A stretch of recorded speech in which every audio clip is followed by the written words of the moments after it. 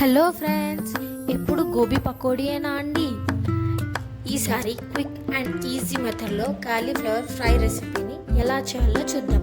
దీనికోసం మనం ముందుగా కాలీఫ్లవర్ని చిన్న చిన్న పీసులుగా మంచిగా కట్ చేసుకొని హాట్ వాటర్లో సాల్ట్ వేసి ఒక 5 to 10 minutes పాటు మంచిగా సోక్ చేయాలి. అలా సోక్ చేయడం వల్ల చిన్న చిన్న జెమ్స్ ఏమైనా ఉన్నా కూడా చచ్చిపోతాయి.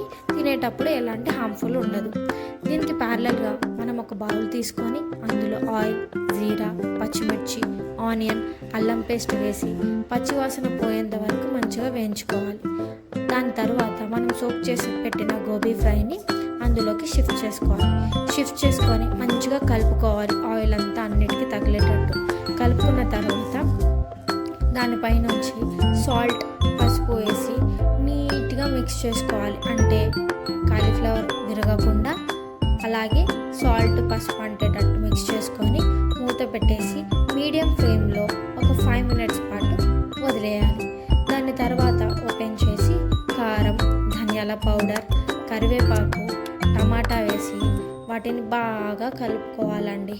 ఆయిల్ అంతా, టమాటా అంతా మిక్స్ అయ్యేటట్టు మిక్స్ అయిన తర్వాత అడుగు అంటిపోకుండా మాడిపోకుండా ఉండడానికి కొద్దిగా వాటర్ యాడ్ చేసుకొని కొద్దిగా కలిపేసి మూత పెట్టేసి మీడియం ఫ్లేమ్లో ఒక 7 to 8 minutes వరకు ఉడికించుకోండి. అలాగే మధ్య మధ్యలో ఓపెన్ చేసుకొని కలుపుకుంటూ చెక్ చేసుకోండి మాడిపోకుండా ఉండడానికి. అలా వదిలేసిన తర్వాత ఒక 2 to 3 minutesలో మన గుమగుమలాడే quick and easy cauliflower recipe for lunch box కోసం రెడీ అండి. రెసిపీ నచ్చిందా? అయితే లైక్, షేర్, సబ్స్క్రైబ్ తప్పకుండా చేయండి.